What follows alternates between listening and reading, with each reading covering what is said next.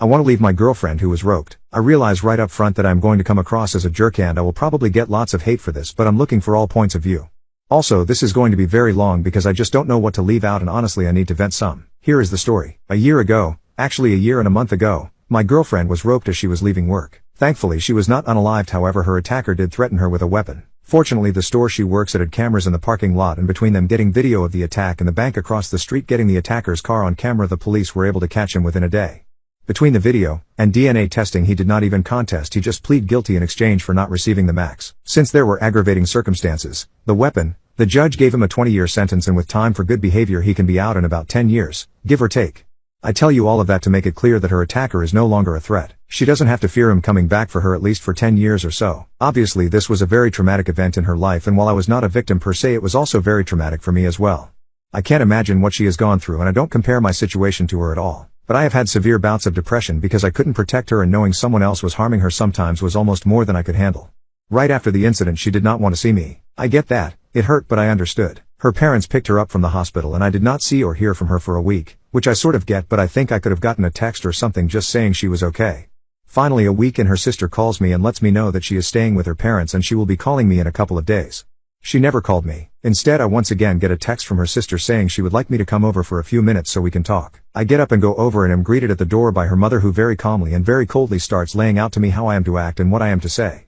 I am further instructed to not attempt to make any physical contact with her, as in hug or anything. Okay, again I get it. Major trauma. I'm sure they have been coached by therapists/counselors or something in what to say and do around her, so I play along. I walk in and she is sitting on a chair with her dad standing next to her and her sister sitting on the couch. As I walk in the room the sister starts talking and telling me that my girlfriend wants me to know that she is okay, but obviously she has been traumatized and appreciates my understanding in her recovery. She never said one single word to me and barely looked at me. Again, this was right after the event and I'm understanding that this is how it has to be. But honest to God, that entire conversation was just awkward as hell. I leave, go home and attempt to focus on how I can help her. I start Googling how to deal with a rope survivor and what I can expect. She starts going to therapy initially 2 times a week, then after 2 months it goes down to 1 day a week. In the meantime she finally makes contact with me and asks to meet at a coffee shop. I get there and she is already there and waiting. At this point in time they had her so medicated that I was dealing with a zombie for the most part. There was no emotion and she was very methodical in her speech. Basically she wanted to get together that day to tell me that she couldn't go out with me for a while until she got past some issues she was dealing with. Of course I told her I understood. This was almost a month after the attack and this was our first conversation by ourselves, so I was already living under this assumption.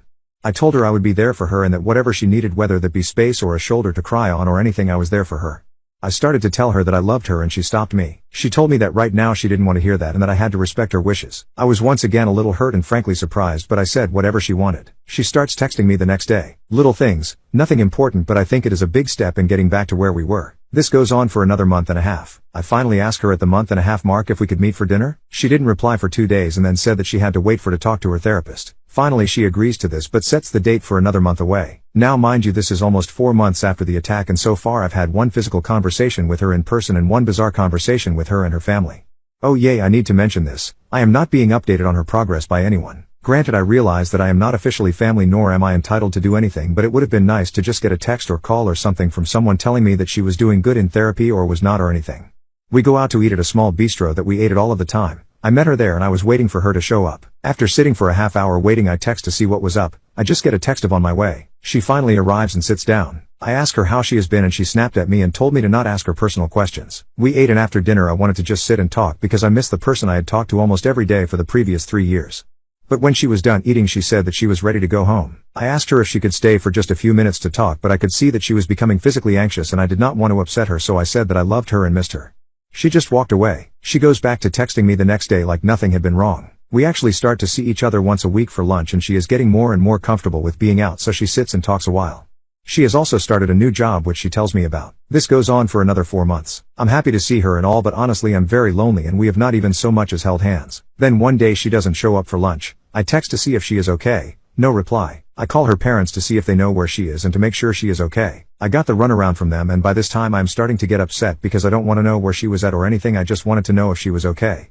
After actually saying that her mom says, Yes, she is okay, but don't expect to hear from her for a while. Well, that makes me start to thinking she has had a relapse and is in the hospital. But what can I do? All I do is go home and try and take my mind off of it. 2 weeks pass with nothing from anybody. I'm trying my best to be reasonable here, but basically I call her sister and ask if she is still alive or what. She knew I was getting frustrated, so she apologizes, but that her sister told them to specifically not let me talk to her. At this point I break down. I don't know what I've done wrong here. I have not pushed her. I have not tried to get her to be with me in any way other than to just talk to me, and even then I have had very generic conversations so as to not upset her. I then get a text from her asking if I would meet with her at an address I wasn't familiar with, but once I looked it up I determined this was a therapist office. I am told be there at 4, which meant I had to leave work early to get there. I check in at the front desk and I'm told that the therapist wants to speak to me alone for a few minutes. She comes in and I now know where the parents were getting this from, because after formally greeting me she then started to provide me with a list of do's and don'ts.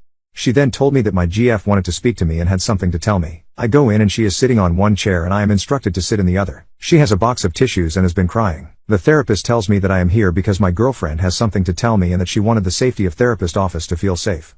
She then proceeds to tell me that the reason she did not meet me for lunch that day is because she was with another guy, somebody from her new job, and that they had been intimate with each other. She might as well have taken a weapon out and shot me. It couldn't have hurt anymore. I just drop my head and begin to cry. The therapist then pipes in with some logic about her taking back her sexuality since she was attacked and how this wasn't cheating in the same sense of cheating. My girlfriend then proceeds to tell me that she does not want to lose me and that she is just very messed up in the head and that it was a one-time thing and blah blah blah. I feel very trapped at that moment. I felt like I was ganged up on, and the more I set the matter I got. I finally just said to her, "You haven't so much as held my hand in the past half year, yet you can go F some guy you met at work while I sit like an idiot waiting for my junior high like date."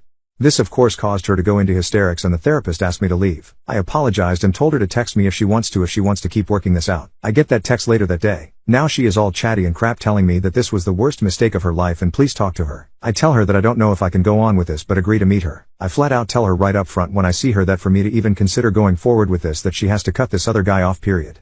She tells me that is impossible because they work together, and I tell her that I'm sorry but I won't even consider it if she is going to see this guy every day. She decides to find another job, and after talking with my sister who I have told everything to, she said that while it is not common, some women do attempt to have intimacy after being attacked so that they feel like they have power again. Now why I am not the one who she did this with I have no idea, but I know I feel like I am being punished for something I did not even do. She changes jobs and we go back to our lunches, and I do this twice when I tell her that I am getting a little tired of just meeting for lunch and doing nothing else, so she agrees to come over to watch TV with me. That has been it up until tonight. Tonight she came over and we watched 2 movies and ate pizza. During the second movie I tried to give her a kiss. Nothing more, just a kiss. She backs away as though I was a cross and she was a vampire and tells me she is not ready for that yet. Okay, not my finest moment here I admit, but I tell her that it's been a year and a month and I have not tried one goddamn thing with her or forced her into anything, and yet she willingly F some other guy months ago, but here I am still waiting to hold hands. She of course starts crying, but this time I'm not as fast to apologize. I do apologize for the tone of my voice and tell her that I would never try and force her to do anything against her will, but honestly I feel like I have been kept on the outside. I've been cheated on. I don't give 2 craps what they call it. She willingly had unprotected intimacy with someone else, and I feel like I have done everything to try and be a supportive boyfriend. I tell her that honestly I don't want her to text me until I decide what I'm going to do. I don't want to be unfair to her, but by the same token a year is a long time and we are really no closer to being back to normal than we were 6 months ago, and I have no idea how long this will go on. Now here is the part where if you didn't think I was jerk before, you will now. I am just tired of not having intimacy. Look, I certainly understood not trying anything right afterwards and even months afterwards, but it's been over a year and we're not even holding hands, and frankly the fact that she has been with someone else since this incident is unaliving me inside. So I told her that I'm going to think things through and promise to talk with her next week sometime. But as it stands tonight I think I'm done. I love her. I hate the idiot who ruined both of our lives. I know this isn't her fault and I hate that I feel like crap no matter what I do. If I stay I'm going to be resentful, and even if she comes over tomorrow and has intimacy with me it will feel like either pity intimacy or desperation intimacy.